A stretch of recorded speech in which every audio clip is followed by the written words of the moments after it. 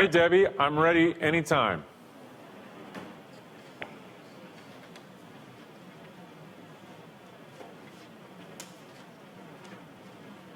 I'm not hearing Debbie.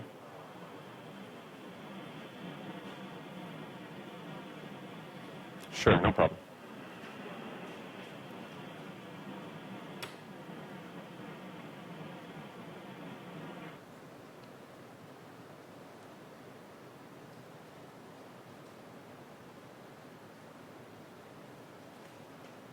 Thanks, Doug.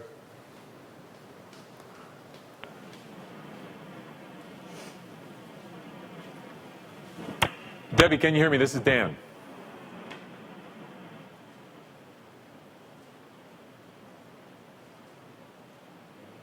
Debbie, this is Dan. Can you hear me?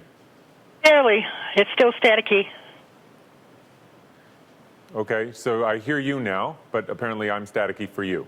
Now we've got it. Now it's coming through clear. Oh, we got it. Good. All right. Good. We're all good to go. So you can fire away anytime, Debbie. I'm ready. Okay. That's on the Comet. The Rosetta Mission captures the extraordinary event, providing a conclusion to the remarkable 12-year journey, not only to understand how comets work, but also to investigate how comets could have played a crucial role in the evolution of life on Earth. Joining us now is host and scientist Dr. Dan Riskin. Doctor, what was the goal of this 12-year experiment? Well, yeah, I mean, it was a huge mission, the most ambitious by the European Space Agency ever. I mean, most people are familiar with NASA. There's the European equivalent of that is the European Space Agency. And this was a huge mission, launched in 2004, traveled through space for 10 years, this spaceship trying to catch up with a comet. And the purpose of the mission was to get a close look at a comet, to really see it, to really smell it, really understand, to touch it, to understand what a comet is made of, and ultimately, because comets are these relics of the beginnings of our solar system, to understand a comet is to understand where we come from, because before the sun lit up, before there was an Earth, there were comets, and these comets are like little time capsules that tell you what chemicals were present in the early solar system. So, you know, it's about comets, it's about space travel, and it's about us.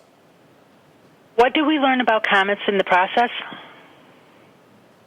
Well, I mean, for one thing, you know, when we launched, we didn't know what this comet even looked like. It was a little dot that you could see through a telescope.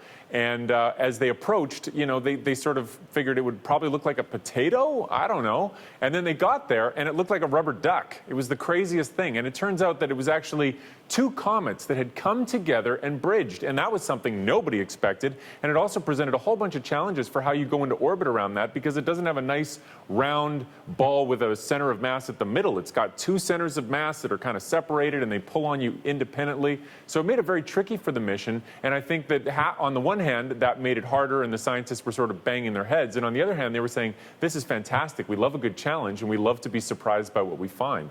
And so when they got there, they got a first look at this thing. It didn't look like they expected. And then there was a lander that they sent down from the Rosetta spacecraft to land on the surface. And that lander was built so that it would be able to land in fluffy, powdery snow or land on a rock-hard surface, because they did not know what the surface of a comet felt like. So they really had to design for anything over that range of possibilities. And when they got there, they found out that the comet is actually quite hard. And in fact, the lander did not stick the landing and bounced, and then bounced again, and then ended up lodged in a crevasse somewhere to be lost for 2 years, only to be found at the last possible moment about a month ago before the mission ends. What role did comets have in the evolution of life on Earth? Well, one of the big questions about Earth is, where did all the water come from? And there is water locked up in comets. We've known that for a long time, because we know that water is part of what makes up the tail of a comet, and that the water is coming out of the comet when it gets close to the sun, and that water gets heated up. So does the water on Earth come from comets? Well, by looking at the specific chemical formula of the water, which is something called isotopes, you can tell whether the water that's on comets is the same kind of water that we have on Earth. And so they were able to make that measurement with this comet on this mission, and they found that it is not the same. So either the water on Earth did not come from comets, or there are other kinds of comets with other ratios of these isotopes, and the water on Earth must have come from a different kind of comet altogether. So it's a huge finding that way. But the other neat piece is that they found amino acids on this comet. And amino acids are part of a protein. It's something you have in your body that I have in my body. That's the reason we eat food, is to get protein in our body, and that's amino acids. To have amino acids on an icy ball of dirt in space that is nowhere near anything that's alive says something about the origins of the solar system, what the building blocks were, and the fact that there were already amino acids before life ever evolved is kind of exciting when you're trying to piece together where we all come from. Doctor, why are you now crashing this spacecraft into the comet?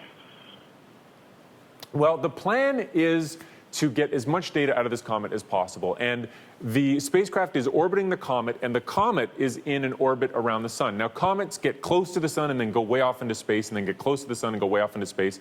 This spacecraft has been with the comet as it's gone around the sun, and the comet is now leaving the sun, moving away from the Earth and the sun, going off into space, and it's going to be far enough soon that the solar panels that power this spacecraft aren't going to work anymore. So they think there's a very low possibility that the spacecraft would go into hibernation and survive the trip until the comet came back. So with sort of imminent death coming anyway, they figured let's kill this thing in a way that gives us as much data as possible. So they're going to fly it very slowly into the surface of the comet, taking pictures and smelling the air all the way down until they get right to the surface, and then it's going to hit at about walking speed. It's basically going to come to rest, and then they're going to shut her down, and it's going to sit there for millions of years, and it'll be maybe discovered by an alien race somewhere down the road. Where can we watch Death on a Comet, the Rosetta Mission? Death on a Comet will air at 10 Eastern and 10 Pacific on Science Channel. So make sure you tune in, and that's on Friday, September 30th. Thank you for taking the time to talk with us today. Have a great day. You too. Thanks a lot. Bye. Bye-bye.